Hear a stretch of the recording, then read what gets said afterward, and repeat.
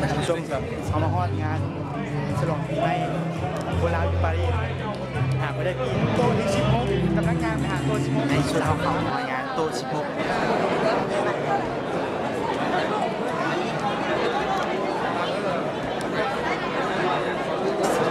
เข้าซาวสัมพันธ์กุลาวประเทศฝรั่งทั้งโน้ตยินดีทำหนักกับต่อ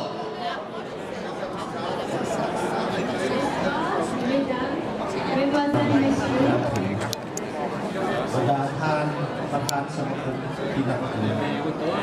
เทพพิริเกียรติท่านยิงและท่านสายท่านไทยและท่านถือเพื่อนสมาชิกสัมพันธ์คนลาวท่านแพ้ประเสริฐได้บรรดาท่านจงมีแต่ความผาสุกความสุขกายสบายใจมีสุขภาพเข้มแข็งปราศจาก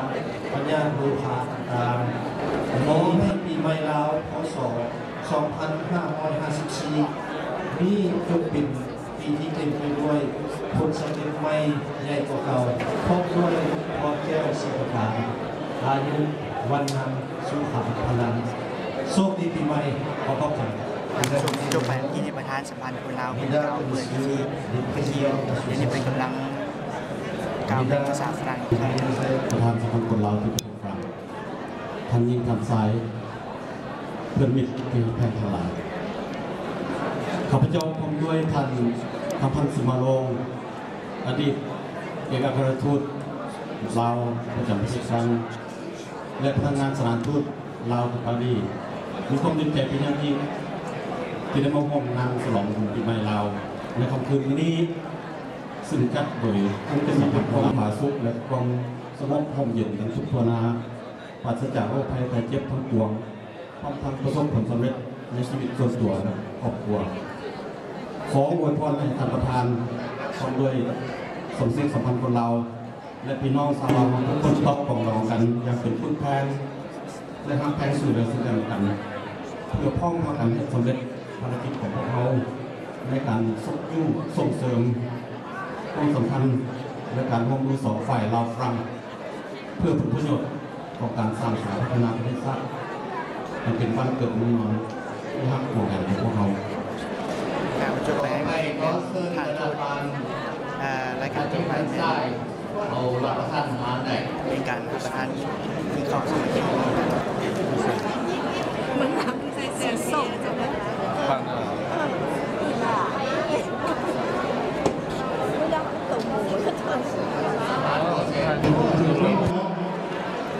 ท่านผู้ชมทานทูตสวนหยกเพื่อเป็นเกียรติกินข้าวสมัครมั่วแล้วแบบยูดองเลยประกอบกับเสียงเพลงตัวข้าวมี4 จุด2 จุดนี้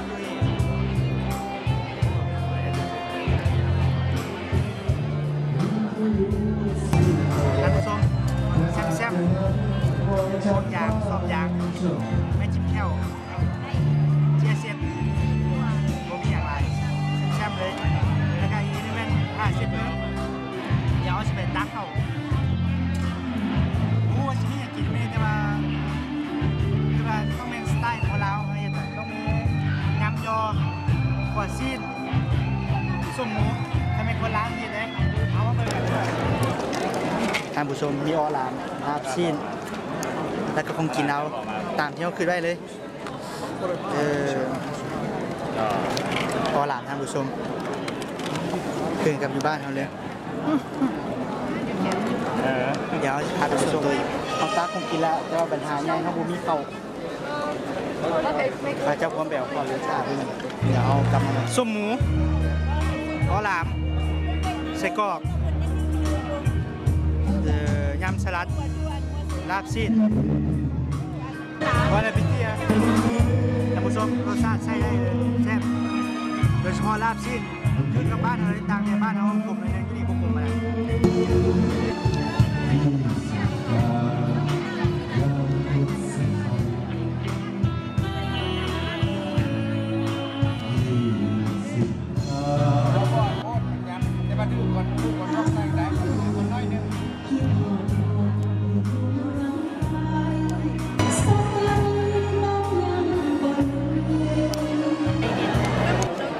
ชัมไปสามัคคี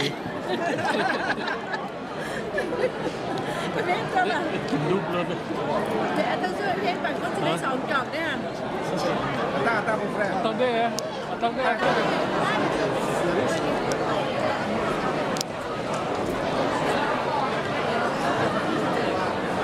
นั่งปั่นถึงเพลงเชียว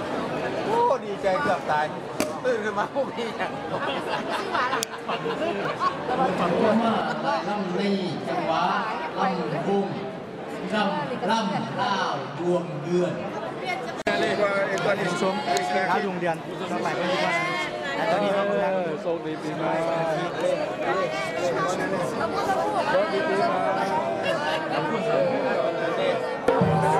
ท่านผู้ชมข้าวดวงเดือนพวกอันนี้ก็บ่เคยนักเชื่อเลยเชื่อมีในชีวิตเชื่อ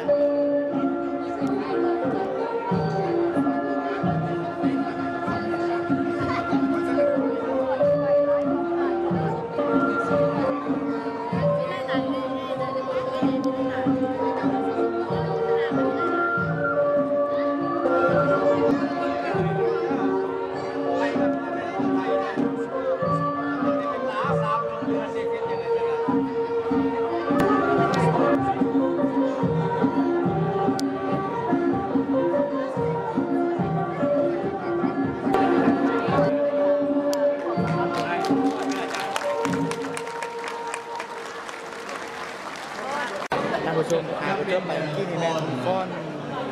ข้าวดวงเดือนไปที่ตามเย้าขึ้นก้อนไปสำหรับสาวเราเกิดอยู่ฝรั่ง สมทุนเจริญ คนที่ก้อนชื่อสมบูรณ์เจริญอยู่ได้ก้อนในชีวิต พรเจริญมีวัด สมพรเจริญพี่น้องซื้อรางวัลสมกับปีใหม่เลยสมพรเจริญ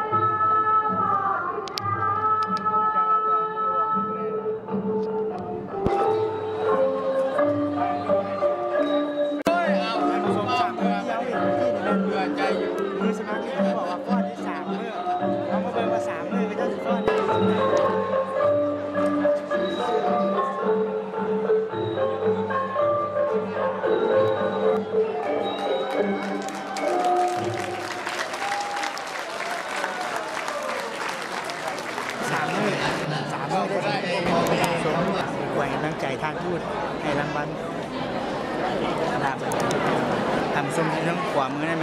มันทูตลาวประจำประเทศ โบโบสได้โบสิได้ได้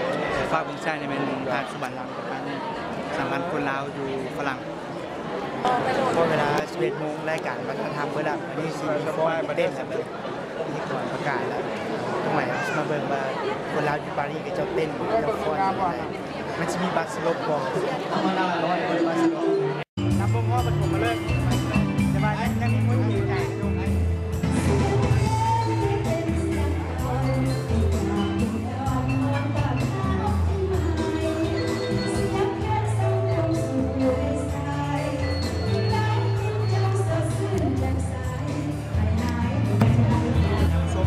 มาเดียวผู้ชิพ่อป้อนทั้งไหนป้อนกัน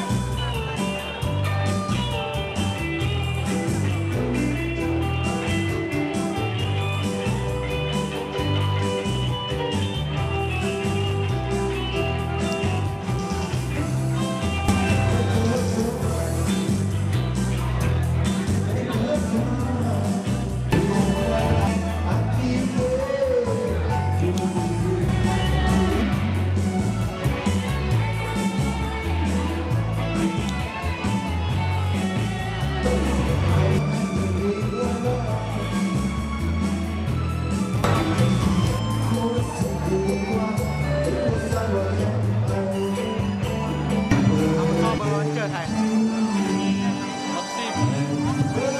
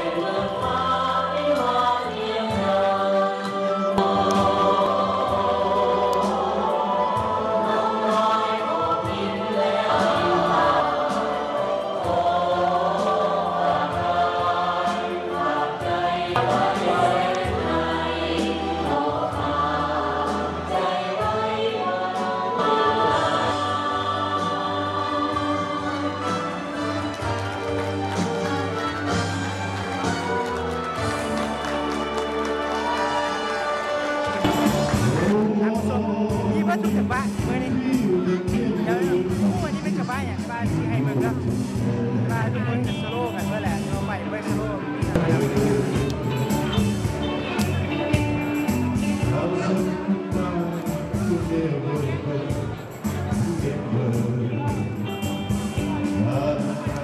เป็นก้อนในบ้านเนี่ย11 โมงวันนี้เอาไปฟังรับเหมือนจะบ่าย